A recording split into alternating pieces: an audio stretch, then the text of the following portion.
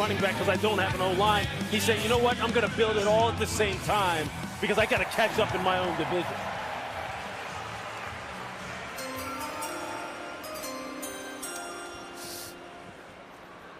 The Baltimore Ravens have traded the 136th pick to the Tennessee Titans. With the 136th pick in the 2025 NFL Draft, the Tennessee Titans select Alec Ayamaner, wide receiver, Stanford. So I'm starting to detect a trend here. 3 straight pass catchers for Cam Ward, and Alec Ayamaner out of Stanford is the most recent one. Yeah, look, I got to see him play 2 years ago again out in Boulder. He went up against Travis Hunter. He dropped his first 2 passes, and then after that, he tortured Travis for the rest of the game, to the point where they took him off of him for a while because he was doing this to him. He used stop block situations. He'll embarrass you. And you're right. Cam Ward, they're trying to load up and give him some weapons on the outside. And I can tell you this, any wide receiver going down to Nashville to work with Cam Ward, you better be ready to be called out if you aren't ready to work. Because this dude is an alpha. Alec Ayamaner has all the skills, though, to get it done. Yeah, Reese, this is one of the 3 players that I highlighted at the beginning of our broadcast amongst my top available 6'2", 4.44 speed, perhaps the best combination of size and speed available amongst the pass catchers going into today. And Lewis, you were on the call for a couple of his games, as you referenced. I'm not sure any player had a better allotment of incredible one-handed dazzling catches. I think he's the best downfield separator in this class as well. Takes him a little time to get going. And Reese, this might be a note that is really just specific for you and I as guys who have spent a lot of our life in New England, but once a star at Deerfield Academy up there in Massachusetts. It's not a bad place. It's no Avon Old Farm School for boys, but you know, it's not bad. It's not bad. I think there's some Kennedy connections at Deerfield too. Indeed. Back in the day. All right, so the Seattle Seahawks were on the clock, but the Patriots just traded into this selection. It's the 35th pick in the 4th round. So we're into the compensatory selection. So the Mike Vrabel era in New England. They took Will Campbell early, got Travion Henderson, wide receiver Kyle Williams. Speaking of a couple of weapons for their foundational quarterback and Drake May that they got last year. And the most recent selection was Greg Woodson, the safety. So what do you think the Patriots are thinking here? Well, I think that we saw the first 2 days, excuse me, they're saying to themselves, young quarterback, didn't have a great year last year. Let's find a way to make life easier on Drake May. And then we started to get back into what Mike Vrabel is known for, of course, his defensive aptitude with Greg Woodson. So this feels like the opportunity for the Patriots to add a little bit more to that defensive side of the ball. Edge rusher got an opportunity to him, though.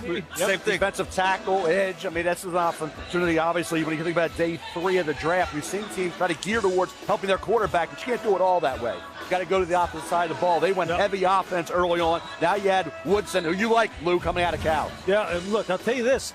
Look, Mike is building the football team the same way Bill used to. Right down the middle. Right down the middle. Look at what he did in free agency when he got Milton Williams.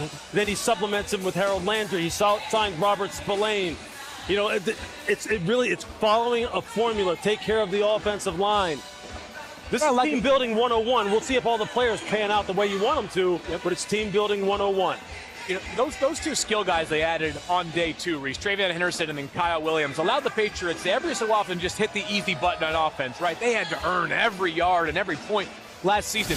Sometimes, even if you don't draw it up perfectly, if you can just get an explosive play, it takes so much of the pressure off of your young quarterback.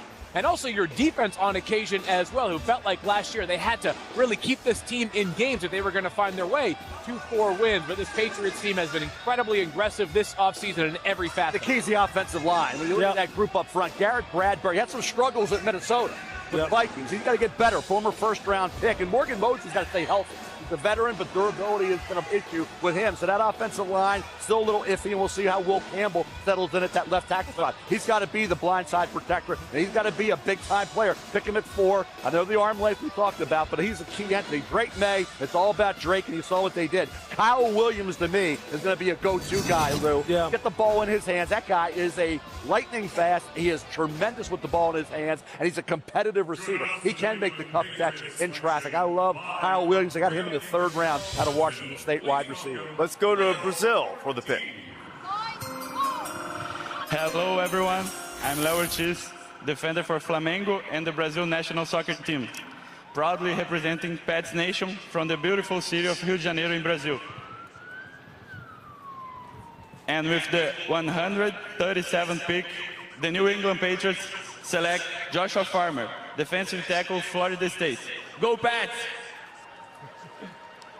What a story of resilience Joshua Farmer is. He lost his father at the age of 2. At 11 years old, his mother passed away. Continued to pursue, had a great support system around him, got him to Florida State, and now he's the 17th defensive tackle taken in this draft. Speaking of building right in the middle. Yeah, absolutely. Look, he is a prototype, 3-technique defensive tackle at 6'3", 305, long arms, 35-inch arms. He's got 13 sacks over the past 2 years. He's got a real sudden first step, very twitchy body in a short area, and he plays hard, tremendous effort. If you just get him off the ball and get him going upfield, this is what he can do, and that's what Mike Vrabel will have him do. Picture him with Milton Williams on the inside, Harold Landry on the outside, and you see how quickly he's able to beat the offensive guard and then flatten down the line of scrimmage, make TFLs. This is a nice value pick, a guy with a nice body type, long arms, twitchy body. That's what you're looking for. Other than Shedeur Sanders, this is the highest rated player remaining on my board at 73rd overall was Joshua Farmer, the kind of guy that the flashes were just outstanding. He wanted a little bit more consistently. Let's look at the ecosystem he has now going to in New England. Of course, Milton Williams is going to play an expanded role compared to where he was in Philadelphia. But on top of that, they already have another investment at defensive tackle in Christian Barmore, who they expect a big bounce back year coming back from that health scare he dealt with for much of last season. All of a sudden, they have layers of depth. Recall that while they did spend big money on both Barmore and more recently Milton Williams, Mike Vrabel has always wanted to have a heavy rotation of defensive linemen. Yeah. Those guys are going to earn those stats. Strong hands, Lou. He can put in the pocket. Joshua Farmer, although it's Senior Bowl week, had a nice week of practice. If you've ever seen Mike Vrabel coach defensive linemen or just coach defensive players overall, you'll get every ounce out of Joshua Farmer. And Terrell Williams, who's their new defensive coordinator up there as well, another guy who knows how to tutor defensive linemen. New England's going to be on the rise now. With Josh McDaniels running the offense and all the pieces that they've added on that side too, I promise you physicality will be a point of emphasis for them running the football. And Drake May, he will take off. They will get everything out of him as well. Final pick of the 4th round belongs to the San Francisco 49ers.